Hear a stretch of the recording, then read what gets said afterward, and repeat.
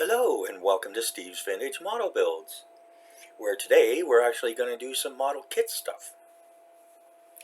Thanks to everybody who's watched my recent cooking videos. I hope people have enjoyed them and found them useful, informative, fun, even. That's me, Mr. Fun. Actually, that's the noodle chef down at the... no, I'm not going to do that. Anyways, okay. Yeah. Okay, so yeah, thanks to everyone. I got some great feedback, and I even gained a couple new subscribers. So thanks, Debbie. And if you're interested in cooking, you can check out Debbie's channel, and her channel is called Pre-Retirement Days. She's a lovely lady, does some real good down-home cooking. And her most recent video, or a recent video I saw, was upside down pineapple cupcakes. And wonderful bean soup recipe. Anyways, all kinds of good stuff. So especially if you're American, you're probably going to like that. Okay, and yeah, she's a nice lady too. Yeah. So has a nice dog, a little koi pond in the yard. They're in Minnesota, so I guess maybe southern Minnesota. Anyways, not exactly sure where. Anyways, yeah, so yeah, check out her channel as well. And as always, stop by Peter Oxley's. I've said it before, I'll say it again. He does a great job with reviews.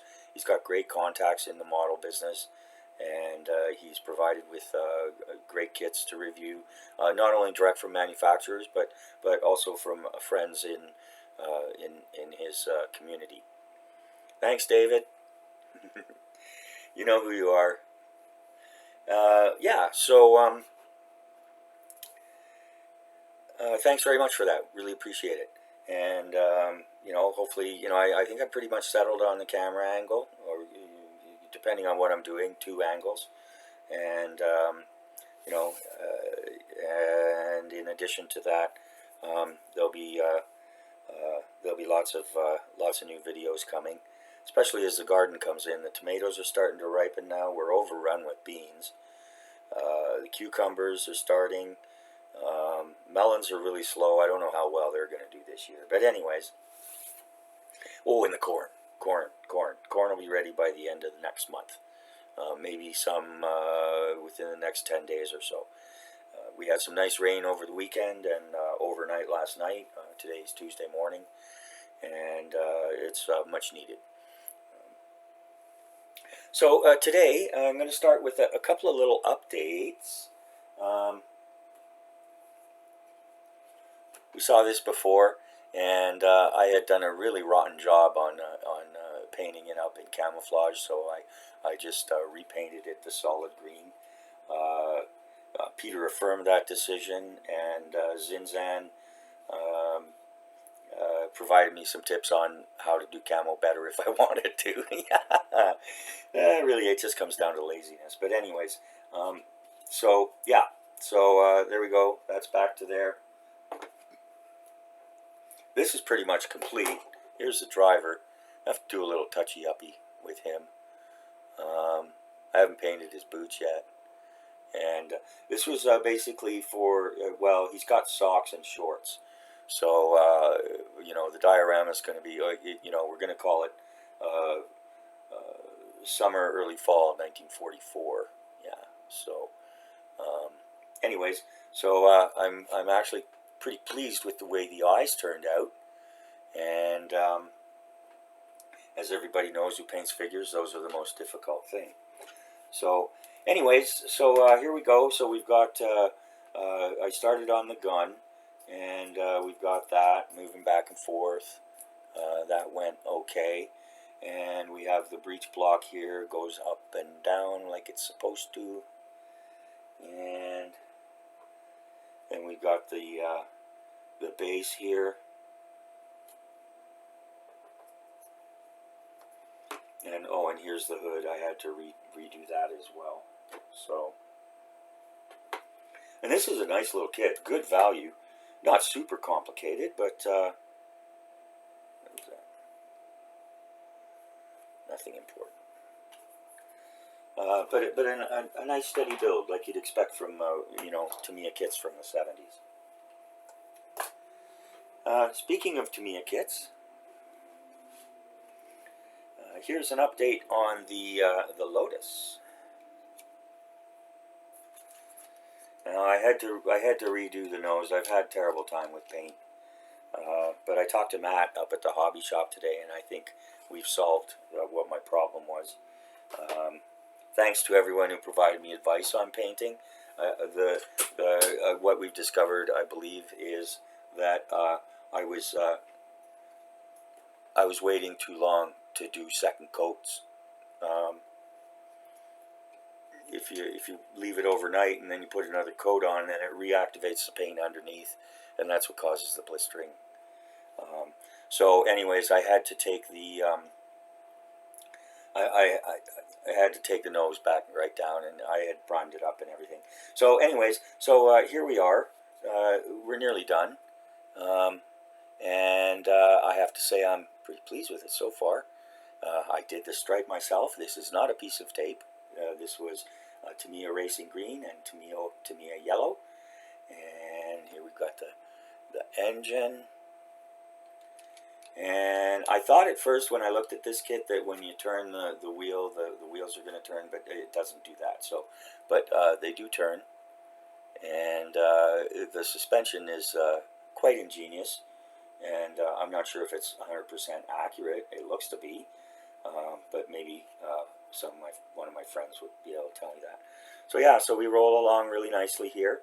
It's a lovely little kit, not very expensive. So yeah, I'll be showing that off once it's completed. But at this point, I'm very pleased with the progress.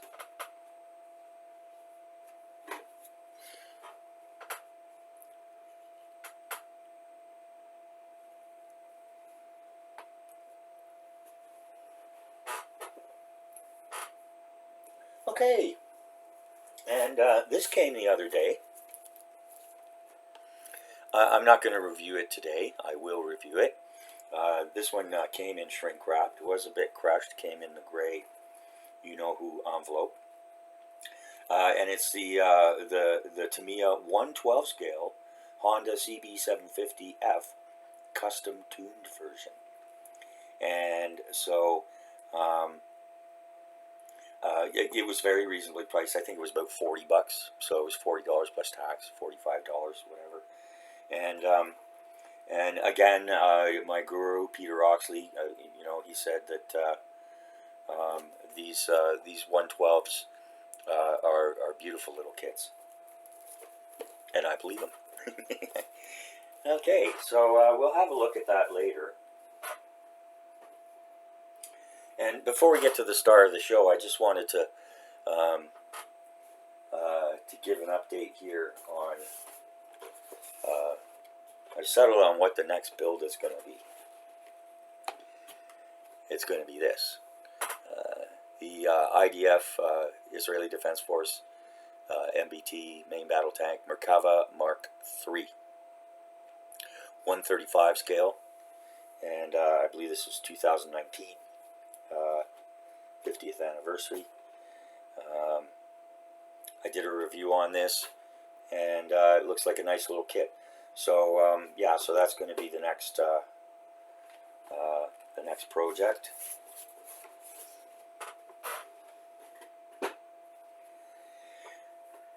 We're going to be in the Philippines for 5 weeks over December and Christmas, and I may do some kit building there. The girls will be out shopping and doing all their girl things, and gotta do something before you start drinking at 4 o'clock. No, I'm not bad like that most of the time. Yeah. So, but yeah, yeah. I can hold my own, but in the Filipino culture, one of the things that you know, we'll often travel to the hot springs, not in Calamba, just south of Binyan Laguna, where the family townhome is. Um, and they've got beautiful hot springs, of course. Pretty much the whole place sits on top of a volcano, one big fat volcano. And so yeah, beautiful hot springs there, and they have tree houses, and you can bring your barbecues. And so anyways, yeah, so everybody heads out real early in the morning, because you want to get there before it gets too hot. And um, then you start the barbecue, and you start cooking chicken and pork and fish, and you start drinking brandy. Well, they start drinking brandy, not me. And of course, then by noontime, everybody's pretty much schnockered, but it's time for siesta. So if you can, still climb up into the tree house and stretch yourself out and have a little siesta. And then we get back up, we usually eat and head back to town. Anyways, it's a beautiful day, lovely day. And I will be doing videos when we go there to show that. So lots of fun